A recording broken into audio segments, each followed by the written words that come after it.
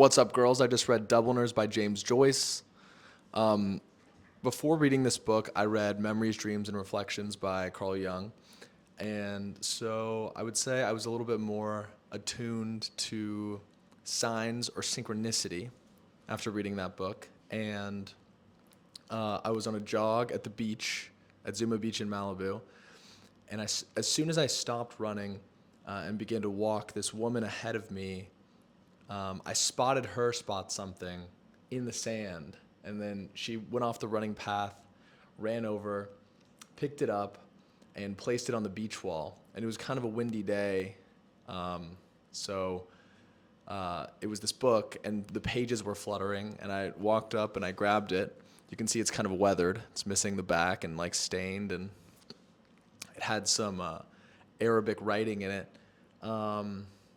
But I would normally usually like not touch something like that that was sitting on the beach, but I decided to take it. Seemed like kind of a cool, chaotic, random way to find my next book.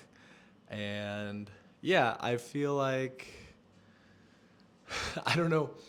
I didn't have any like crazy like epiphany over the course of reading it, but it was still a cool book to read, and I've been wanting to read James Joyce for a while. For the book itself, it is a collection of short stories, I believe 15 short stories. It's about 225 pages, and they're all set in Dublin. And James Joyce, as well as other modernist writers like William Faulkner and Virginia Woolf, were very influenced by the French philosopher Henri Bergson. It's interesting. I've now heard his name a few times after reading a couple modern books in the modern canon.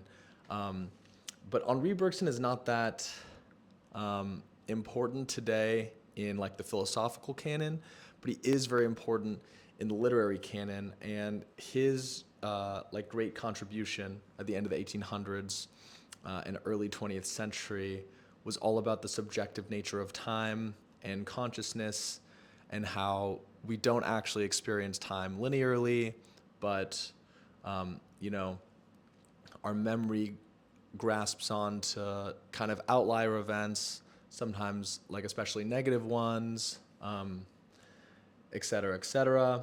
I was just kind of Googling about him, and I saw that he actually debated Einstein about his, the relativity of time. And he was also apparently kind of dismantled by Bertrand Russell, and from the perspective of like an analytical philosopher, because apparently Bergson is very lyrical almost. He's more like Nietzsche, that he relies on a lot of metaphor and simile rather than scientific proofs or logic. So he's kind of been lost in the philosophical canon, but he's very important for literature, and I found that to be really cool.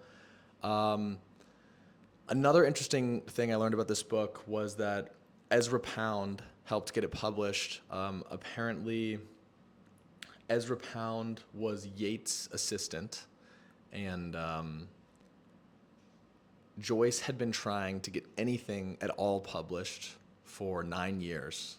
And had faced rejection after rejection after rejection, until Pound asked Yeats if there were any upcoming, up-and-coming Irish poets that he should check out, and he recommended Joyce. Joyce then sent Pound his entire body of work, and Pound started to publish some of his stories in The Egoist, which was, I believe, a famous London literary magazine at this point in time. It's interesting, Ezra Pound also helped T.S. Eliot get published, and he also helped Hemingway with his prose work.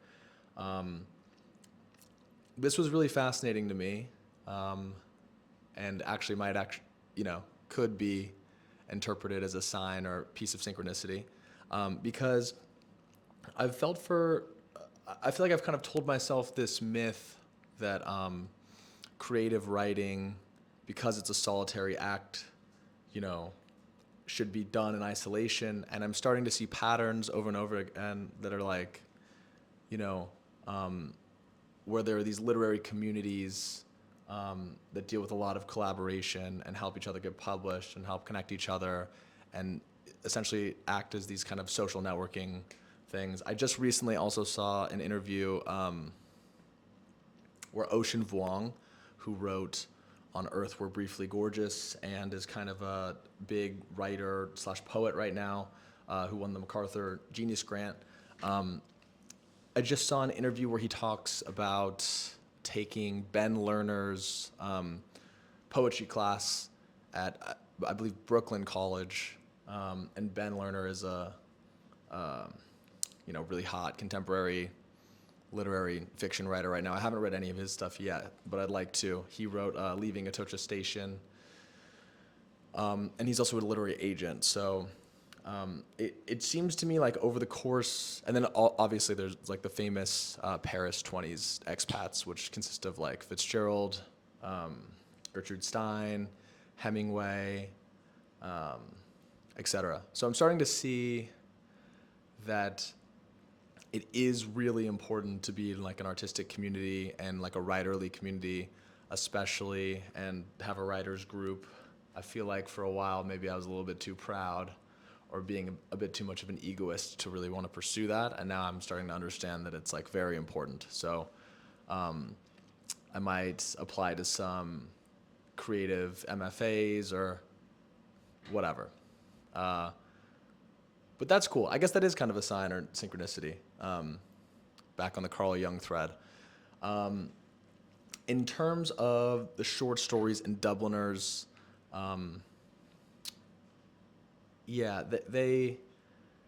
it's interesting. You can see how Bergson influences Joyce because I would say he's taking different kind of types or archetypes. I feel like through the literary canon, people become more individual over time. So if you go back to like Dostoevsky or someone, he kind of they're treating people like, this guy is a small man, or this guy is a bureaucrat, or this guy is a nihilist, etc. And Joyce is doing that as well, but it's a little more advanced, a little more nuanced. He is using characters that are types that exist within the Dublin community because all of these stories take place in Dublin. And I would then say he also each story is kind of centered around an important or transformative experience in the different lives of what would be different Dublin types. And that's directly inspired from Bergson. It seems that, in the first story, a young boy hears about a priest who has passed away. And it seems to be perhaps his first time experiencing losing someone or grief at a young age. And then also he kind of witnesses how different people talk about that priest who passed away. And, some people saying he was unhappy, and you get kind of different stories from different people, and from the little boy's perspective, he's trying to piece them all together. And the stories kind of progress by age. So there's stories of kind of young boys, younger men and women in their teens or 20s, 30s, 40s, et cetera, all the way into old age.